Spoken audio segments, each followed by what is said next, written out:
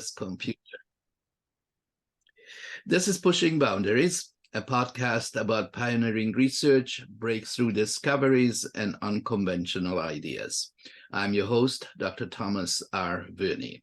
My guest today is Dr. Susan Golden Meadows, Distinguished Service Professor in the Department of Psychology and in the Department of Comparative Human Development at the University of Chicago. She has authored 4 extraordinary books, Neurons to Neighborhoods, that I would really like to hear more about later, Resilience of Language, Hearing Gesture, and her latest, Thinking with Your Hands, the surprising science behind how gestures shape our thoughts. I love this title, by the way. May I call you Susan? Absolutely. Thank you. And you may call me Thomas, of course. In addition, Susan edited Language in Mind, Advances in the Study of Language and Thought, in collaboration with Deirdre Gentner. And Professor Golden Meadows is currently the president of the Cognitive Development Society and also the editor of a new journal. Is that wrong? That's wrong. I am no longer the president and I'm no longer the editor, but I did start the journal. Okay, so we'll edit that. So she started the journal. Okay. Welcome, Susan. I understand that one of your primary interests lies in gesture's role in communicating, thinking, and learning. Have I got that right? You've got that right. I got that right. Okay. And I believe that this interest started while you were an undergraduate at Smith College. Some of it did, yes. I've always been interested in language. Okay. So can you tell me a little bit more about your beginnings, at Smith College, and then you went to Geneva, a little bit about how sort of you got into this line of work? So at Smith, Smith is very close to the Clark School for the Deaf, and we would visit it occasionally for classes. And the Clark School for the Deaf is an oral school. It's still an oral school where they teach deaf children to speak. And some children could do it, others could not.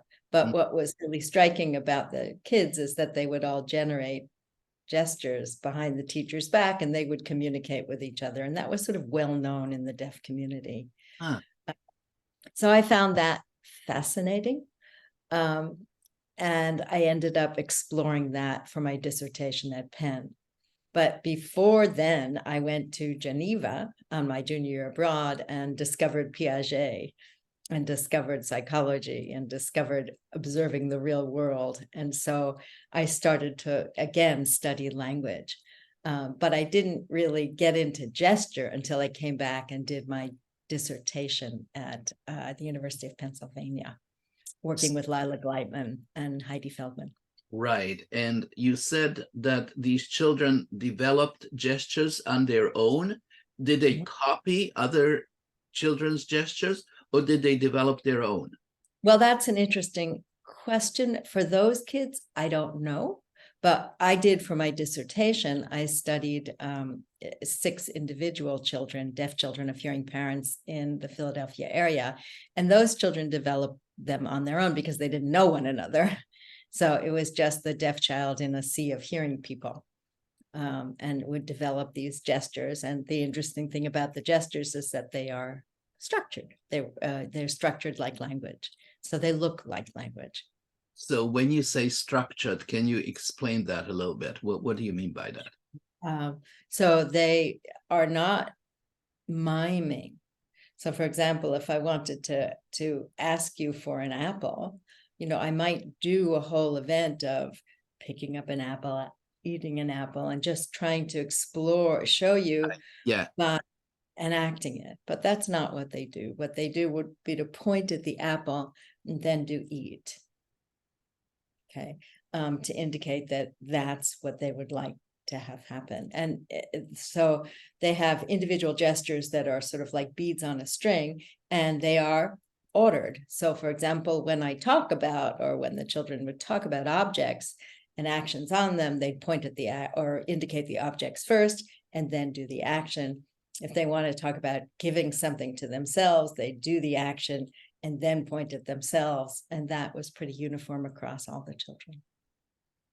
I understand. So it becomes an abstraction in a sense, like it starts with concrete things like eating an apple, but then it becomes eating anything. Does it then lead to hunger? Like how would they gesture hunger? I'm hungry. Well, yeah, that's a good question. The kids, I studied the children when they're little. And so abstractions like that were difficult.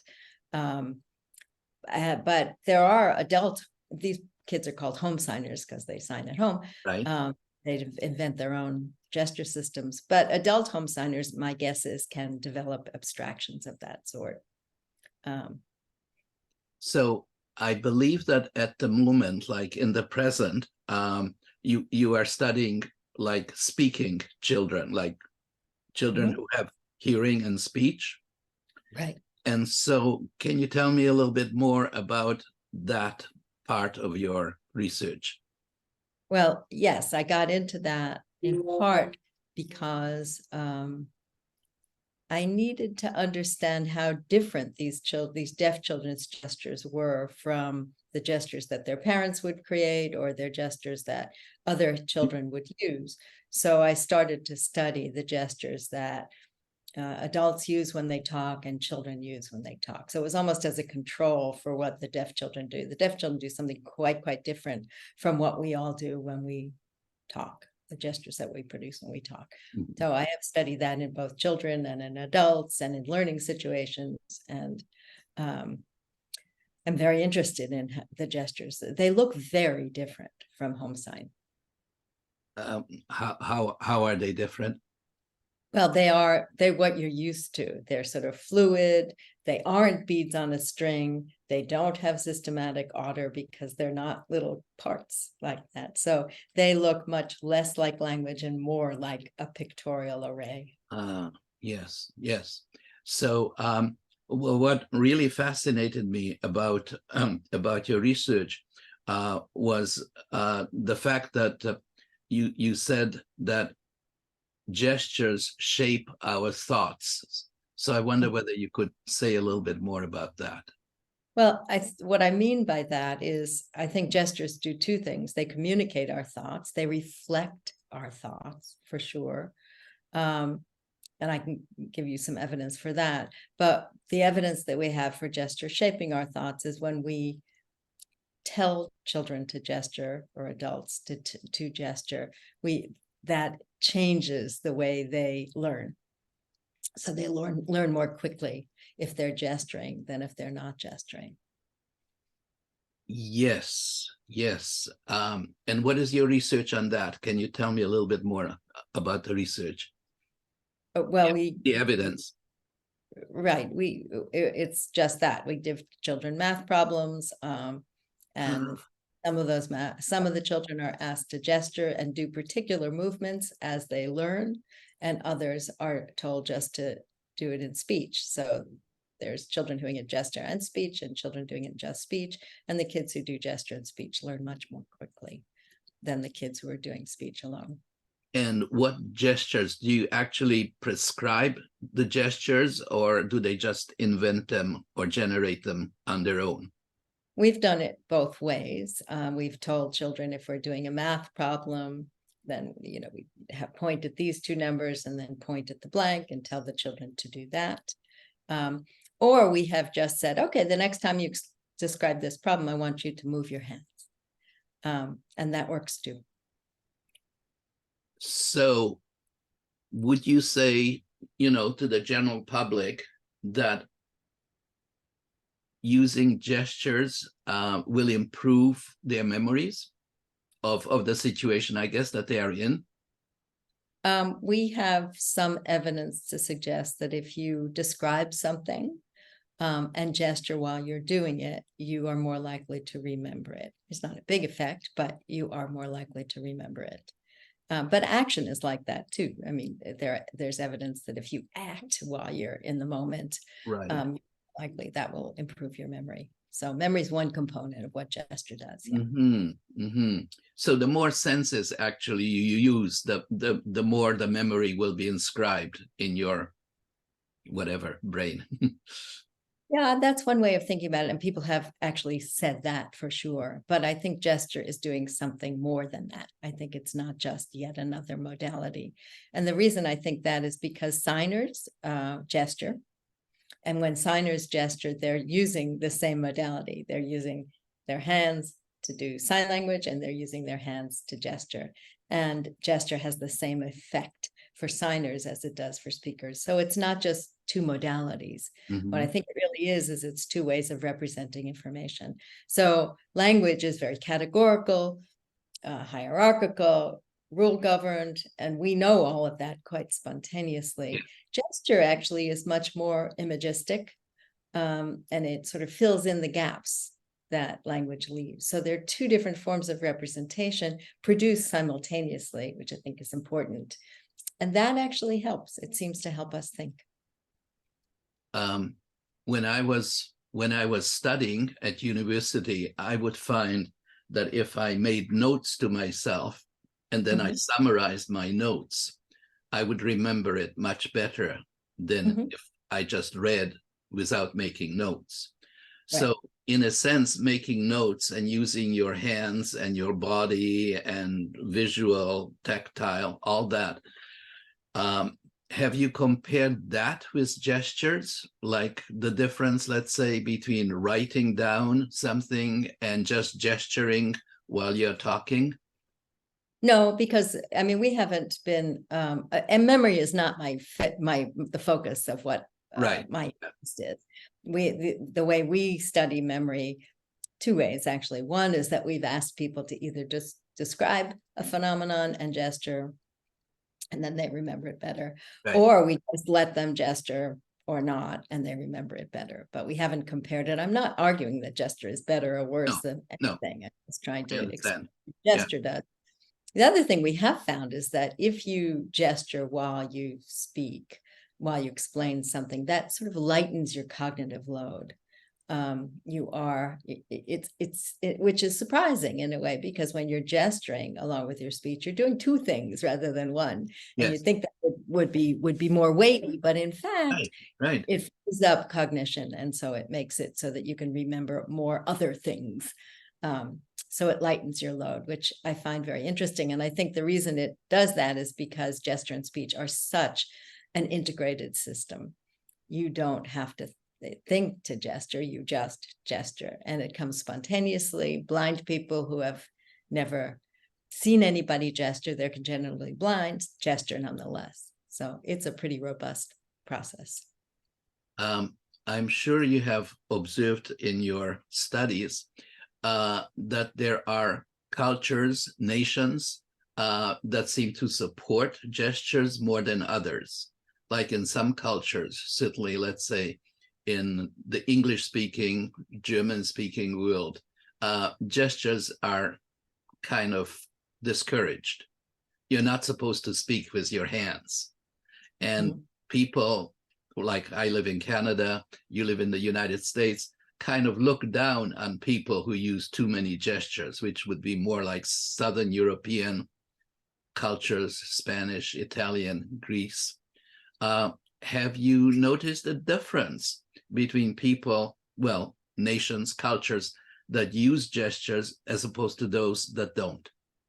Well, there is no culture that doesn't use gesture. Right. People, I haven't done these studies, but the people who have studied Southern and Northern Europeans find that in fact, everybody gestures, and they gesture at roughly the same rates. What's really different is how big you gesture, whether you're sort of out there. I mean, if you're big, much more noticeable. What also differs is the number of emblems that you have. Things like, thumbs up or an okay, or check. Some cultures have many, and some have many fewer. But those aren't the kind of gestures that I'm interested in. I'm interested in the spontaneous ones that you create on the fly as you talk. And there, every culture does it. Some cultures do it more quietly and others big, but it happens in all cultures. even cultures that don't think you should be gesturing. Right. Okay. So you write that gestures can convey substantive information, information that is often not expressed in speech. Can you speak more on that? Well, the first discovery that we made that that children produce information or convey information with their hands and not in their speech came from a task that we gave children. It was a Piagetian task called conservation of water. You pour water from one container. You have two containers, have the same amount of water, pour this container out into a flat dish, and the water looks different. And children of a certain age think it is different. They say it's a different amount of water because you poured it. But some children will say it's different, and they'll say the same information for their hands and their mouth. It's different because this one's tall and this one's short. And basically, you're talking about height in both. But other children will say it's different because this one's tall and this one's short. Uh-huh. Okay, so the second one is conveying information about width. Yes. And if you're ever going to understand that the amount of water really hasn't changed, you're going to have to understand that height and width compensate for one another, that there are two dimensions to look at here. So the child who does this and talks about height is in fact further along in thinking about this, but you can't find it in his mouth. It's coming out of his hands. And so when we found children like that and we give them instruction, they are likely to learn the task, the concept of conservation. So it's the children who have this extra information in their gestures who are on the precipice of learning. Very interesting. You say in your book that the time is ripe to take advantage of our hands. How can we do that? Well, I think by becoming a little bit more conscious of them, noticing, because we can mislead people with our hands. You can, my favorite example is one of my graduate students is doing a lovely study now on social evaluation. And so, what she's found is that sometimes people will say, well, men and women are equally good as leaders, but they'll say men and women are equally good as leaders. Doesn't look like equal. No, it doesn't look like equal. And so they've sort of, given away the ghost here. Yes. But I don't think they even recognize it. They don't realize it. So sort of realizing what we're saying with our hands sometimes can be very helpful. Also realizing where we get the information from somebody else. So if I see you doing that, I may assume you're pretty sexist, but you didn't sound it. What you said was perfectly okay. Right. But I still got the impression that you're sexist, and I got it from your hands, and I should know where I got it from. I mean, it might enlarge our conversation. Yes. It might help us to know where we're getting ideas about people. And to even talk about our gestures. We can do that. We can say, wait a minute. It's another way of sort of judging or being aware, sensitive to the other person, because there's so many nonverbal ways that people communicate. And very often the nonverbal is much more truer, much more to the point. Sometimes, yes. Than what people say, right? Right. And I think we do naturally make use of that information. We always, we do that, but we don't always know where it's coming from. Right. So we call it intuition or a gut feeling. Right. And it may be a little bit more than a gut feeling that the person invaded with his hands or her. Right. Was there anything in your own background that you think contributed to your interest in this subject? I don't think so, really. I just I've always been interested in language and communication. And I really got into the idea of hands from the deaf children I studied, because that was the best way to study where language comes from without a language model, because these children are making up their own language. So I got into hands through this sort of this way to approach the emergence of language. And then it just grew. when I became interested in gestures that we produce when we talk. Were there any obstacles in your development of this interest in language that you had to overcome? Any opposition from professors or family? No. I think I learned in Geneva how to observe. Piaget, I did take a couple of courses from Piaget when I was there. I was really lucky. And he's one of the best observers of people and children that I've ever come in contact with. He was amazing. So I learned how to look. And when I came back to the United States, I went to graduate school. Lyle Gleitman was also really interested in this question of language emergence. And so we began to study this. Nobody really objected to it. They weren't trying to do it. Yeah. So along the way, did you make any mistakes? Oh, always. I mean, always. How did you correct them? Well, one mistake, it feels like a small thing, but how do you write this down? We recorded it by video, but then we had to figure out, are all these movements language? Right. What do we mean by language? Right. And we had to figure out which movements were the relevant ones. So we would start with big pads, and write down everything. Of course, you can't write down everything, but we wrote down a lot of stuff. Right. And over time, we would get a sense of what was important, what was recurring, what was the structure of these systems. So I have thrown out coding, many coding systems. I've started again, done it all, come back, not right, thrown it out, started again to really capture what's there. And I think we capture it, and we know we've captured it. This is an assumption when we can find something systematic in what the children are doing, and we were guided by what other children do when they're learning language from hearing people or from signing people. So the development of language was what guided us. We were looking to see whether the deaf children would do things and say things like kids who are learning spoken language or sign language. Well, what is language? How do you define language? Well, in a way, what we did was we avoided the question. That's one way, yes.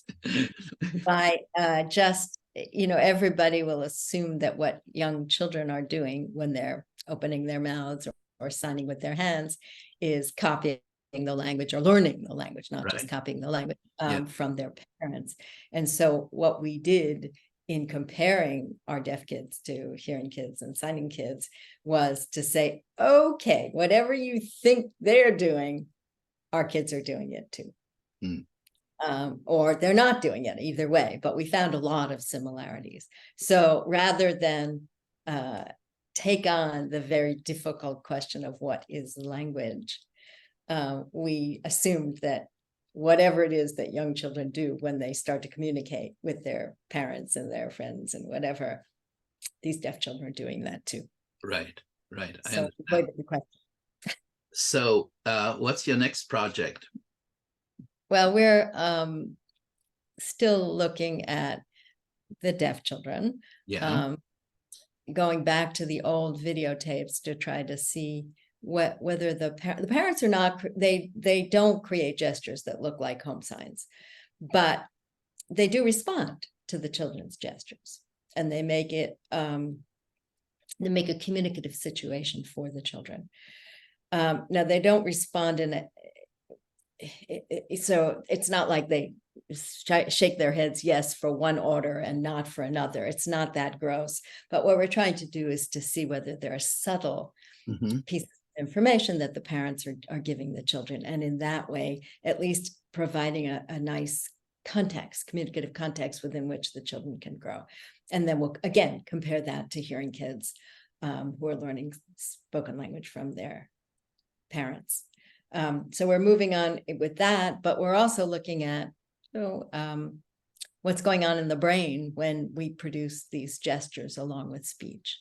I'm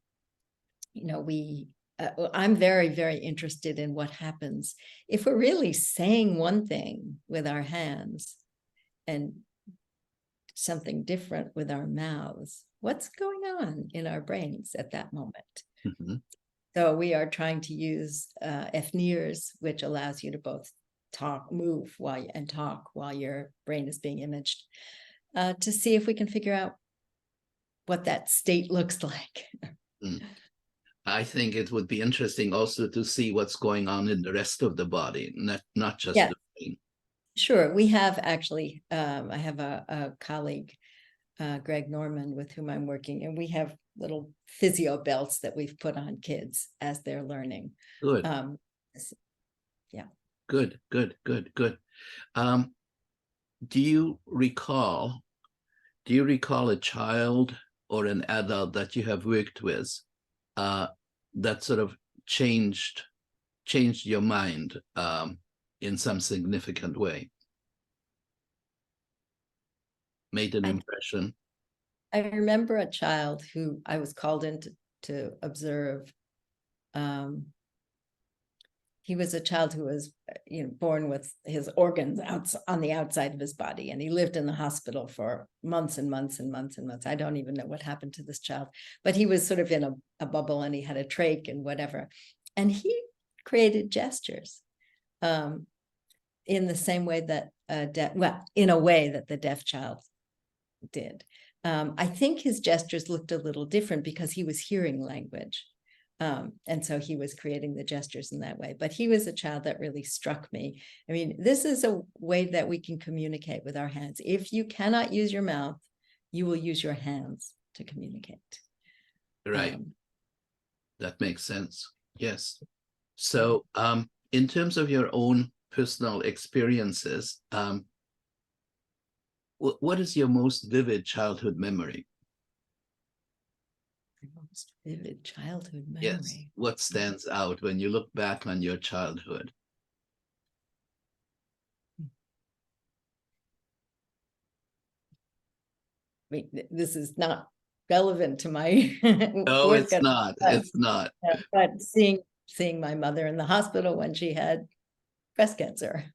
Oh, yes. That was a big one. And how did you react to that? What do you remember about it? Being pretty frightened. And how old would you have been? I was around 10. And did your mother recover? She did. And she lived till 93 and died of something else. Fantastic. So. Good. So you have some good genes. Yeah, I hope so. I hope so too. So speaking of your mother, did your parents understand your work? Did they support it? They certainly supported it. I don't know how much they really got into the nitty-gritty. The person who really supported my work was my husband. He was just a great supporter and always listened to me talk about my science, and it was terrific. Do you have children? Yes. And do any of them follow in your footsteps?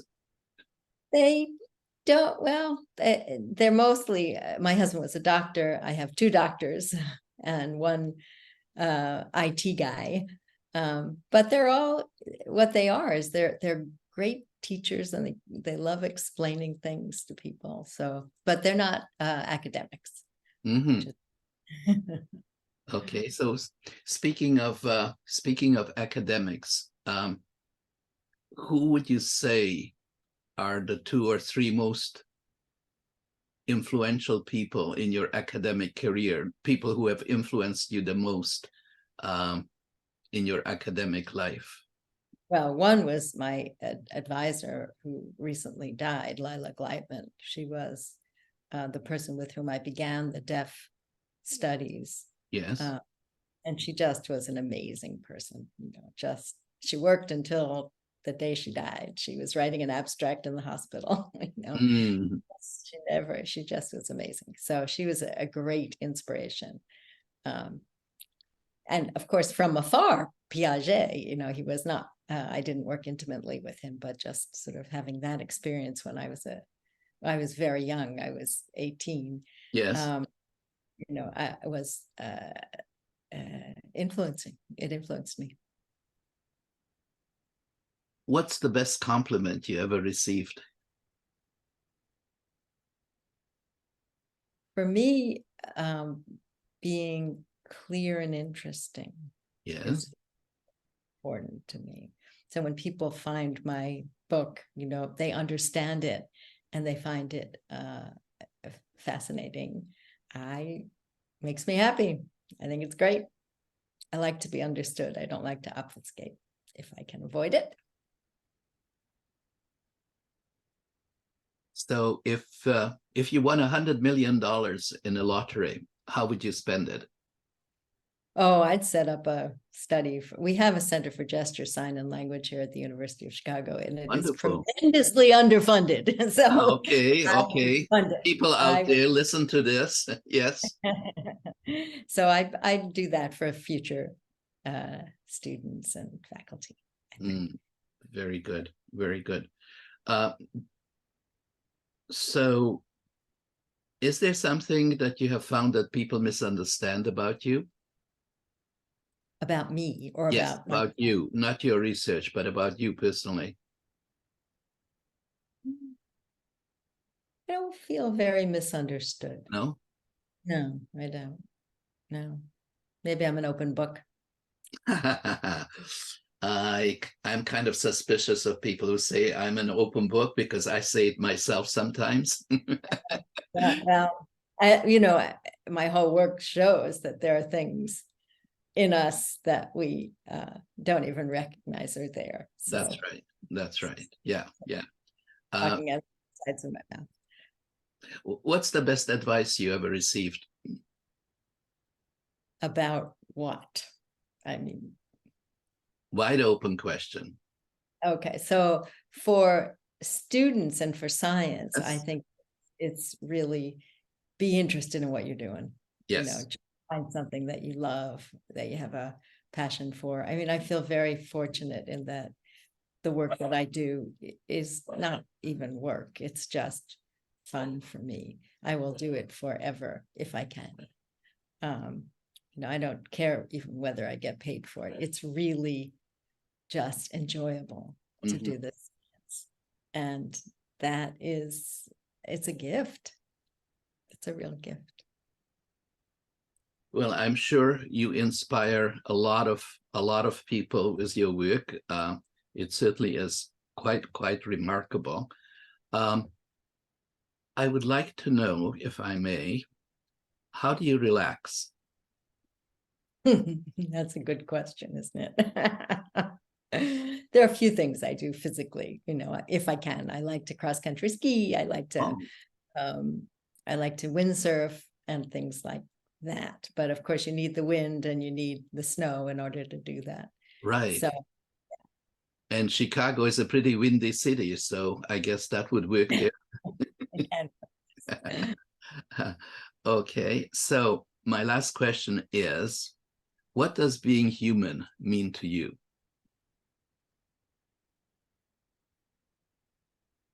I think for me, it's having relations with people, caring about people and helping people and understanding people and relating to people. I mean, that's what being human is for me. Well, I would certainly support that. Thank you so much. This has been inspiring, interesting, fascinating. Remember, listeners, please remember the books that I've just mentioned, especially the last one, which I'm looking up now. Yes, here we are.